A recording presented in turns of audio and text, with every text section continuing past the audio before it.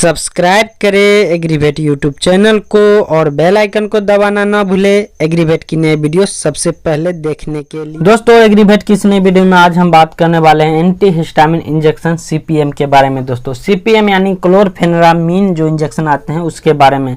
इस इंजेक्शन में दोस्तों कैडिस्टीन, जीत जैसे इंजेक्शन आते हैं।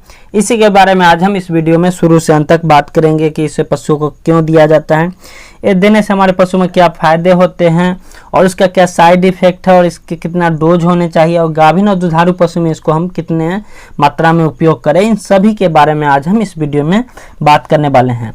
तो दोस्तों इस वीडियो में आप शुरू से अंत तक जरूर बने रहें। दोस्तों जो एंटी हिस्टामिन इंजेक्शन जो होते हैं ये दो तरह के आता है, एक जो एविल में आते हैं और दूसरा जो होता है सीपीएम में आते हैं। सीपीएम के अंदर दोस्तों जीत इंजेक्शन हो गया, कैडिस्टीन हो गया, ये सब इंजेक्शन आते हैं। जिसके अंदर कंपोजिशन की अगर हम बात करें दोस्तों तो इसके अंदर कंपोजिशन के तौर पे आपको क्लोरफेनेरामीन जो होते हैं मिलिएट 10 mg कंपलसरी मिल जाएंगे, सभी तरह के सीपीएम में ये जो है मिल जाएंगे।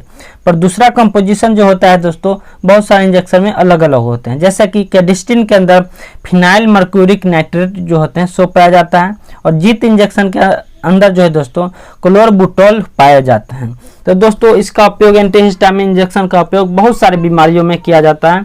सबसे पहले तो आप इसका उपयोग किसी भी तरह के पशुओं में किसी भी बीमारी में आप किसी भी एंटीबायोटिक या किसी भी मेडिसिन के साथ आप इसका उपयोग कर सकते हैं।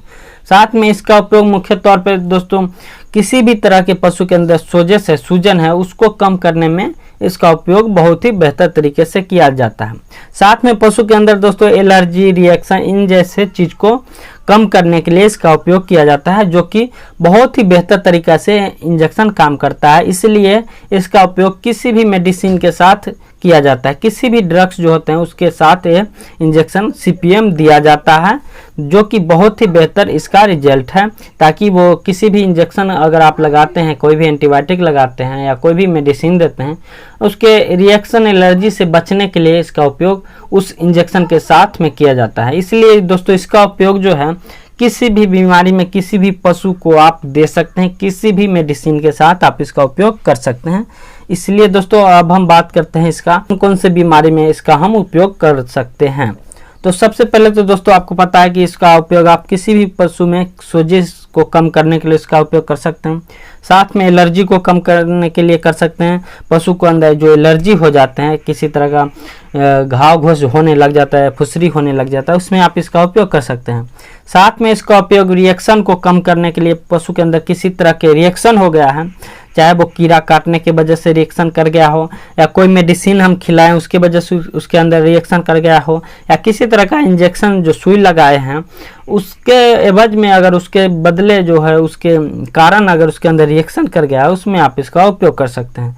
साथ में सांस से संबंधित जितने भी प्रॉब्लम हैं, सांस लेने में पशु को समस्या हो रही है, सूजन है, उसमें आप इसका उपयोग कर सकते हैं। साथ में डिस्पेनिया में इसका उपयोग कर सकते हैं। फुफ्फुसीय एडिमा में कर सकते हैं। पशु के अंदर छोटे छोटे जो शरीर पे जो फुसरी होने लगता है, जैसे कि अभी लुम्फी स्किन डिसीज जो चल रहा है, इस तरह के उसके शरीर पे होने लगता है, उसमें आप इसका उपयोग कर सकते हैं। साथ में अस्थमा में इसका उपयोग कर सकते हैं। हे फीवर में कर सकते हैं। शॉक एक्जिमा में आप इसका उपयोग कर सकते हैं। दोस्तों डर्मेटाइटिस में आप इसका उपयोग कर सकते हैं। कीड़ा काट लिया है पशु को, उसमें आप इसका उपयोग कर सकते हैं, उसके वजह से एलर्जी रिएक्शन न करे उसके लिए आप इसका उपयोग कर सकते हैं। पूंछ जो दोस्तों कटने लग जाता है, टेल एक्जिमा में आप इसका उपयोग कर सकते हैं। साथ में टॉक्सिसिटी, जहर चढ़ने पर आप इसका उपयोग कर सकते हैं। पशु के अंदर किसी भी तरह के पशु को अंदर जहर चढ़ रहा है, चाहे वो खा लिया हो, तो उसमें आप इसका उपयोग कर सकते हैं। खूर में जो दोस्तों सूजन या फटने लग जाता है, उसका जो खूर जो होते हैं वो फटने या फूल सूजन हो जाता है, उसमें आप इसका उपयोग कर सकते हैं। साथ में रुमिनल एटोमी में आप इसका उपयोग कर सकते हैं। अफरा के अंदर आप इसका उपयोग कर सकते हैं। अफरा के अंदर ब्लॉट जो अफरा होते हैं, पेट के अंदर जो झाग बनने लग जाता है, उसमें आप इसका उपयोग कर सकते हैं। मेट्राइटिस में आप इसका उपयोग कर सकते हैं। बचदानी के अंदर सूजन है, उसमें आप इसका उपयोग कर सकते हैं। साथ में गैंग्रीन मास्टाइटिस जो होते हैं दोस्तों, यानी कि जो थन के जो छीमी होते हैं वो कटने लग जाता है, उसमें आप इसका उपयोग कर सकते हैं। किसी भी पशु को अगर आप जो है मेडिसिन खिलाएं, ड्रग्स खिलाए हैं मेडिसिन, उसके वजह से उसके अंदर एलर्जी या रिएक्शन कर गया है, उसमें आप इसका उपयोग कर सकते हैं। जो हमारे पशु है उसको शॉक लग रहा है, इसमें आप इसका उपयोग कर सकते हैं। साथ में दोस्तों इसका एडवांटेज ये है कि आप इसको पेनिसिलिन के साथ इसको आप दे सकते हैं। अगर आपके पास जो है आप इसको कैडेस्टिन या जीत जो होते हैं सीपीएम के साथ पेनिसिलिन को घोल सकते हैं, जैसे कि डाइक्रिस्टिसिन, एफपीपी जो हो गया, बेंजाथिन, पेनिसिलिन, इन सब को आप एविल के साथ घोल के आप अपने पशुओं को लगा सकते हैं। उसमें किसी तरह का कोई साइड इफेक्ट नहीं करेगा दोस्तों। ये जो है इसका साइड इफेक्ट, पशु में किसी भी तरह का साइड इफेक्ट नहीं होता है, बल्कि साइड इफेक्ट कम करने के लिए इंजेक्शन लगाया जाता है।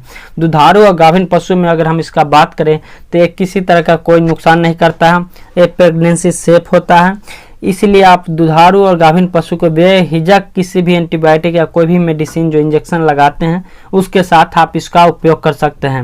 अगर दुधारू और गाभिन पशु नहीं है तो इसके बदले आप डेक्सोना का इस्तेमाल कर सकते हैं, उसमें इसका बहुत ही बेहतर रिजल्ट है। क्योंकि दुधारू और गाभिन पशुओं में जो डेक्सोना है जो है प्रेगनेंसी सेफ नहीं होता है डेक्सोना, इसलिए प्रेग्नेंट एनिमल को नहीं लगा जाता है। और दुधारू पशु की बात करें तो डेक्सोना जो है दुधारू पशु के अंदर दूध जरा देता है, दूध बहुत ही कम कर देता है। इसलिए जो नॉन प्रेग्नेंट एनिमल है, जो दूध देने वाले पशु नहीं है, उसमें आप डेक्सोना का इस्तेमाल कर सकते हैं एसीपीएम के बदले। अगर दुधारू पशु है और गाभिन पशु है उसमें आप ये कैडेस्टिन यानी एसीपीएम का आप इस्तेमाल कर सकते हैं।